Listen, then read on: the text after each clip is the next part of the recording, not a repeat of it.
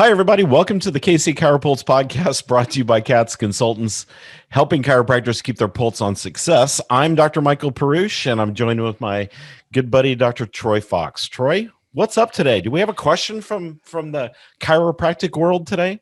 We do. We've had a few weeks where we've talked about some important topics that you and I really, and some questions that we'd had asked, but we had one from Jamie in North Carolina that asked a question. And I thought, this is a good one because I don't know how many of you guys have been around for long enough that you remember doing like a spinal screening or something at, a Walmart or a gas station, or, we have a famous friend that walked around a gas station with the spine slung over his shoulder at one point, talking to people. And you know what that was? That was to get, and it was all about sales. It was to get his headspace away from being afraid to talk to people about things. And it was early in practice. And when he told the story, it was just hilarious when he told the story, because, most of us would be terrified to do that, me included. Well, he's funny anyway. Yeah, this guy is pretty funny anyway. And so I could see him doing it, and he probably actually enjoyed it. But so Jamie asked, I'm so tired of trying to sell myself in practice. And we hear that a lot, that chiropractors go, we don't like to sell ourselves. And so we have a pretty darn good answer for that.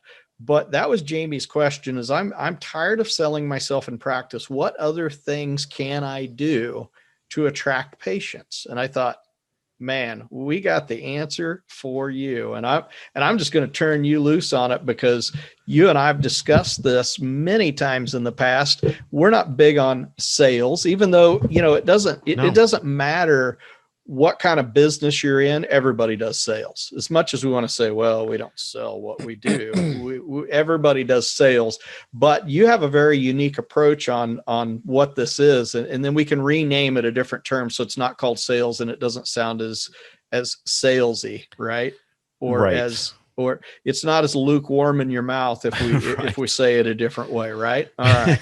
So tell us. Good way to put that. Yeah. It's funny. And you're right, Troy. We do hear this quite a bit. Don't teach me how to sell. Okay. Yeah. I won't, because I'm not a salesperson.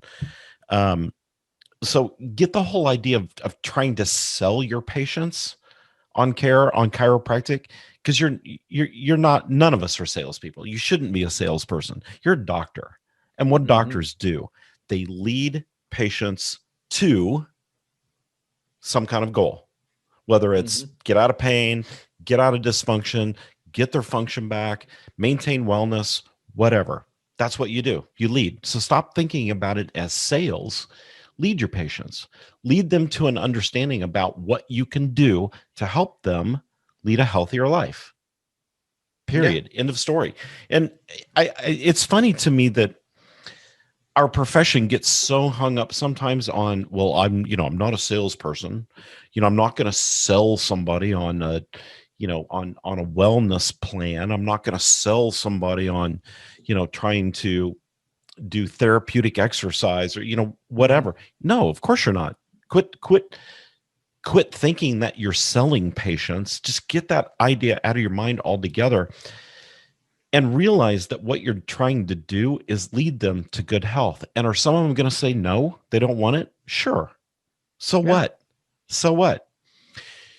Tell them what you think they need. Tell them what you understand what their needs are, how you're going to fulfill it, how you're going to help them overcome their dysfunction or their pain, again, whatever it might be. And then get out of the way, just like we say with the adjusting, get out of the way. Right. And let them decide what they're going to do. So when you're a good leader, they're going to go into care every time. Yeah. Here's what I do. And so this will not sound like sales when I tell you this. I educate my patients based off of different factors. When you come in and talk to me, I want to know, what are your goals? What are you trying to do? Yeah. Where do you want to go? So It's very patient focused. So I focus on what my patient wants. Then we talk about what their condition is. I objectively look at that condition. And then what I do is put all those factors together, explain to the patient what I see. Here's what I'm feeling. Here's what I'm seeing. Here's what I think you need to do. And I offer them my expertise, because what did they come to me for? My expertise. They didn't come to me to be sold. But at the same time, if I feel like if I tell them they need any treatment at all, I'm trying to sell them on a treatment plan. Well, that's not the case at all. It's no different than when I go to, my dermatologist and he says, hey, look, you've got cancer behind your right ear. This is a true story. Happened several years ago. He didn't go, here's what we need to do. And I really hate doing sales. So, if you don't want to do this, don't worry about it. I think that's how we feel sometimes. He said, you have cancer behind your right ear. My recommendation would be that we get you set up next week. He goes, it's not critical. It's not dangerous, but let's get you set up next week and let's get you in here for a surgery and let's clean that up. And I went, okay. So then what happened was he educated me. He didn't really ask me what my goals were. I think he already knew my goal was if I had cancer, I wanted to get rid of it. So we didn't have to talk about that. In chiropractic, sometimes we do. What are you lacking at this point in your life? So what are your goals? What do I see? What are my recommendations? And then, like you said, make the offer and then get out of the way, because now it's up to the patient.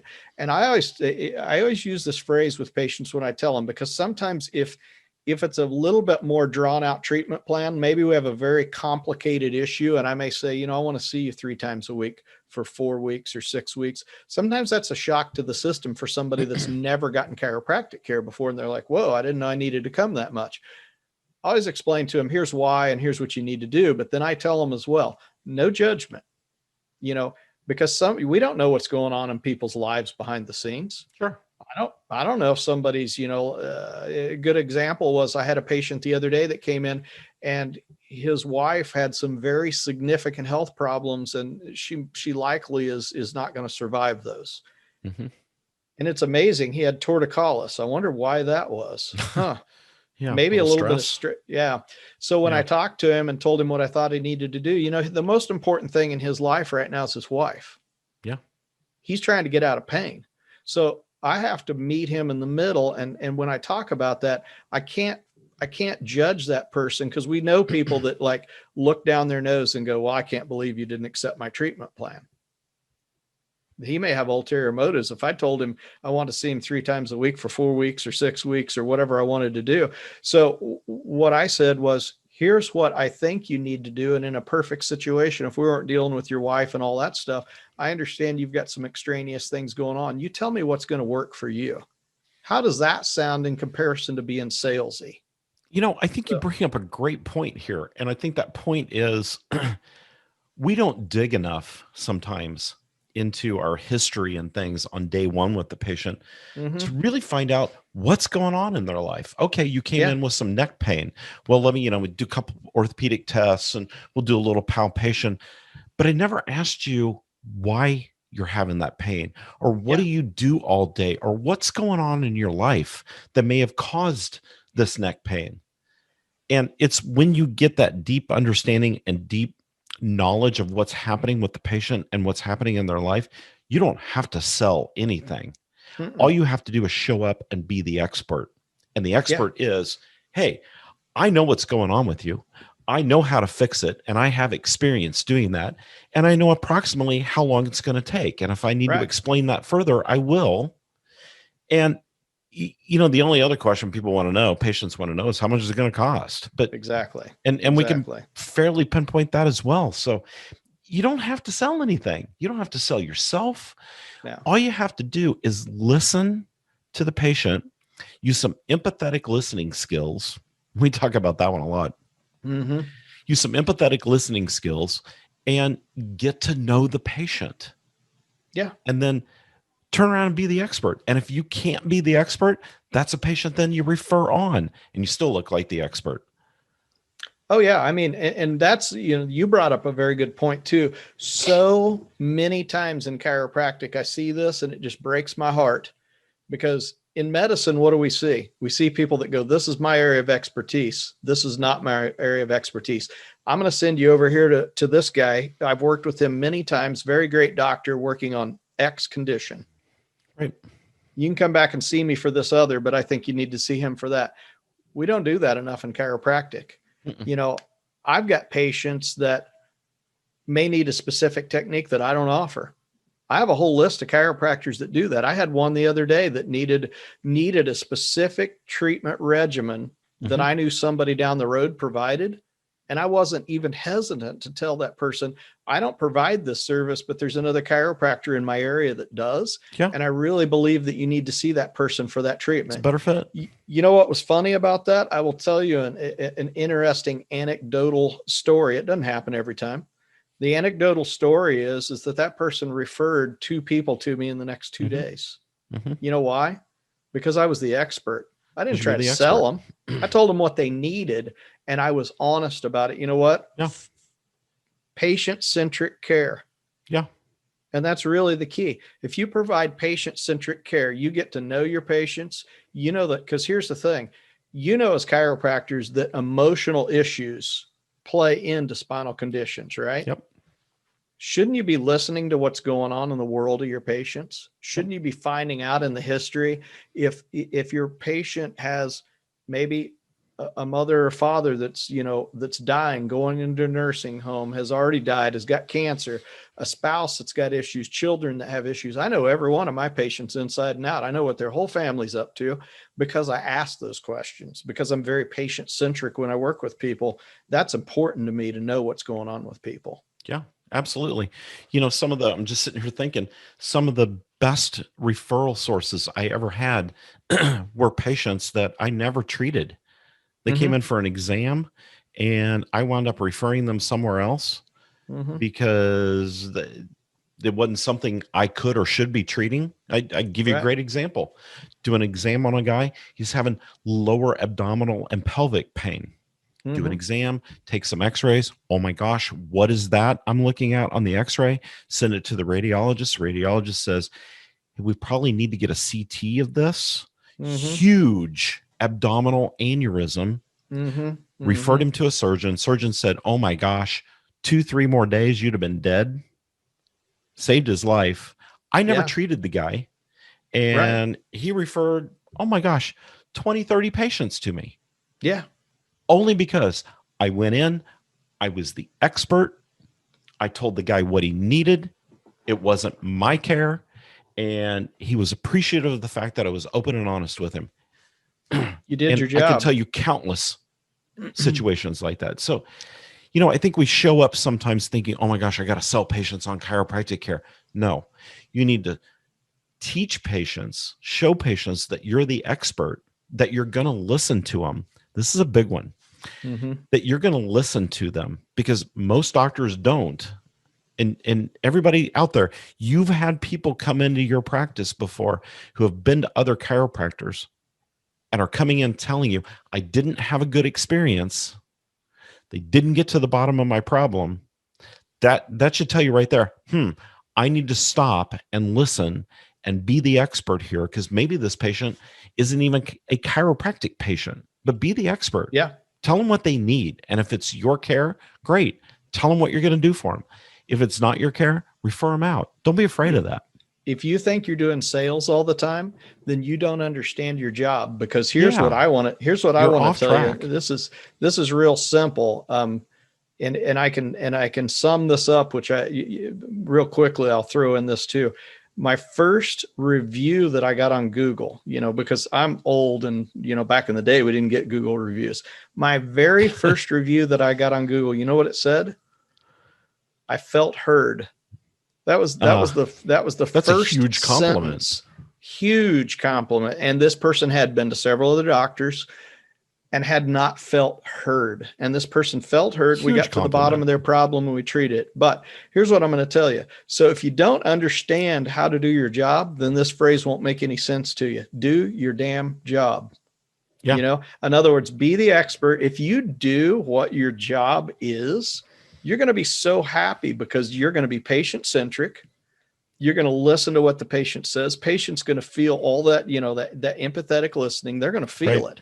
And they're going to come back and go, oh my gosh, this guy listened to me. Right. Now, does that mean you need to spend 45 minutes with your patients every time they come in? No. You need to listen up front, and then you reinforce and follow up, because I'm going to follow up on the things that I did with my empathetic listening. And I'm also going to follow up on what? Goals, activities of daily living. That's part of the important thing that I do in my notes, is document what's changing in that patient's life as we go through this. Not so I can show the patient, hey, look, I'm getting you improvement. Look at me, look at me.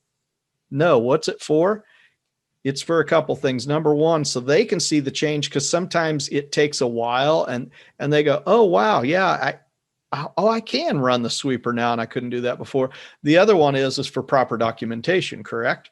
Right. So it's, so do your damn job. I mean, we should have just said that at the beginning, and then we could have cut this short, right?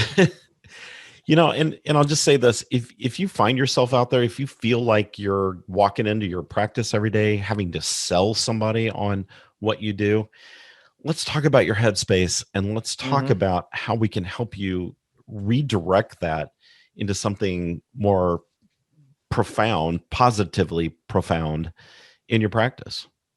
Yeah. So the breakthrough coaching sessions, those are free. So go to the CATS Consultants website, catsconsultants.com, click on the top right corner. You'll see a button that says schedule a consult. Go there. You'll get right on my schedule and schedule a breakthrough call. Let's talk about what's going on in your practice and how we might be able to help it. If we can, great. If we can't, maybe we can find you somebody that can, if you have a specific instance that we can help with.